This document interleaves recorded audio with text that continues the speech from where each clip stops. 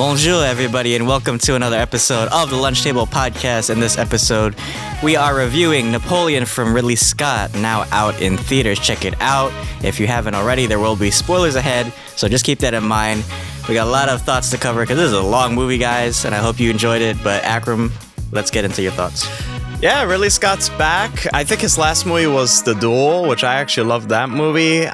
This, you could kind of compare it to Gladiator. Definitely Joaquin Phoenix's character is kind of emulates his character from Gladiator. They're trying to go the bad boy route with this. And I think for the most part, the movie, the way how Joaquin presented Napoleon was really fun and kind of new as well. And also, we have Vanessa Kirby. She's another lead, and I think she's brilliant in this movie. And so we got a lot to talk about, so stick with us. But why don't you give us your thoughts? Yeah, it definitely feels like Ridley Scott's, MO. He always puts on like these grand masterpieces. It's so weird. He either does like these weird sci-fi movies or like these like grand historical pieces. Mm-hmm. So yeah, I would agree with you. It definitely feels like cut from the same cloth as Gladiator. And it's funny because that's really the only thing I can compare this movie to, because I love Joaquin's performance. I think he always manages to add a similar yet distinctive personality to each character he plays. Like they always feel like these very, damaged or like insecure characters. So Napoleon here kind of feels like Commodus from Gladiator, but I think I preferred Gladiator more, to be honest. I think he just added a lot of passion and like nuance to that character. Here it feels a little bit too stoic for me, but nonetheless, I thought he was great. Also, Vanessa Kirby, I thought was excellent as his maid or his mistress, whatever you call it. Well, that's great. That's a great point that you brought up, that you felt like he was kind of too stoic here, because the way how they diffuse that rather is introduce Vanessa Kirby's character, Josephine. And it's really fascinating because he's a horn dog and she's more of a promiscuous woman in this setting, which is really odd to see, especially in this time period. And it's really because this basically is like the dynamic is basically a transmutational sexual type of dynamic. And so there's an exchange of energy, and it's just really fascinating to see that how this woman in a way does have power, and that's what she uses. She uses sex as her tool, and he absolutely loves sex. So even there was like a point where like he was in a battle and he had to go check on Josephine, and so he left the battle, and everybody was like unsure like what's going on. It's because she has his balls. She's covered his balls, and it's really interesting, and you don't really see that in today's media. I feel like this is actually a realistic portrayal from a lot of people. For example, like Jeff Bezos is like one of the most powerful billionaires, and he married somebody, but then all of a sudden they got divorced, and now she's one of the most richest people in the world because of the divorce. And it just kind of shows you like there's different types of power. The way how they displayed it here, I think it's really cunning. If I had to summarize it from what's that movie, Hostel, from Eli Roth? When it comes to pussy, I have no friends. That's what it is. Exactly.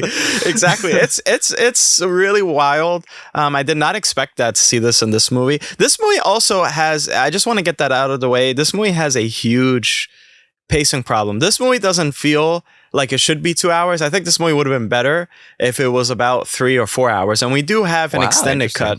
Yeah, like I think this movie will flourish in more screen time. I think that they had another cut for Kingdom of Heaven as well, and apparently that was better. Like, that's what it is. I agree. Yeah, there's a total of, I think it's like 6 battles. Yeah, in this movie, give or take. Yeah, it feels like a very compressed version of that. So I agree. Yes. I feel like it honestly would have hindered it less had it been extended, because there's so much ground to cover. It's almost like you need a part 2 for this movie, because it starts from his youth. Also, I love the opening shot of the French Revolution. I thought that was amazing. Yeah. So it starts from his youth to Waterloo. And it's basically like Napoleon's like greatest hits, which I actually kind of like. Also, the battles I thought were just so like grand scale, and the designs of the costuming was like so beautiful. Like on sort of like Ridley Scott knows how to dress up his movies like really well. Yes. I thought it was just like so like they gotta give like an Oscar for like the visual or the just the costuming department. That's 'Cause true. I think everything just look all. Say what you want about the historical accuracy. I just find like the visual style of this movie like so true, at least to like the theme, right? Yeah, absolutely. No, they better be nominated, especially. Yeah, I just love how they dressed up Napoleon. I think, and again, Joaquin like looks like Napoleon. I think it's great.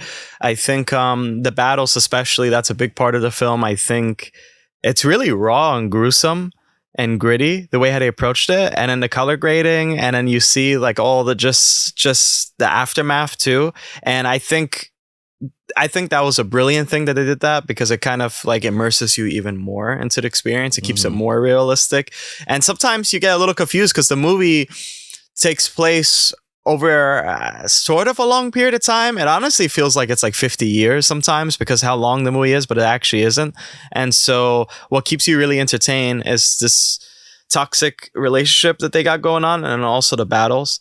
I honestly think it's a brilliant movie. I think it could have been better though if it was 4 hours. And thankfully, we do have an extended cut that will be released on Apple TV Plus. But I don't know, will this be nominated for an Oscar? And which version will be nominated for an Oscar too? So it's like, that's the suck part about this. It's a double-edged sword. I know. Yeah. And I wish they would have just released it to streaming, honestly. Like, to be honest, me too. It would have been so much better. Me too. But I do think giving it to theaters does give it somewhat of a scale to it. Yeah, that's true. It feels like an epic, like you would expect from a Ridley Scott movie. So I do appreciate that. I want to talk a little bit about like the criticisms that this movie has been kind of like receiving, because it's kind of a mixed bag. Some have been like really good, some have been like really high praise. We have our own opinions about it, obviously, but some people were saying like it was a little bit like pro-British. It was like historically inaccurate. I always say like I don't go to these movies honestly for agendas or historical, because like, why are you gonna watch a movie? Right, you could just read a fucking like history book if you want to know like the actual like context, right? I always like say as long as it captures the essence of what was going on in that time period, I think it's successful.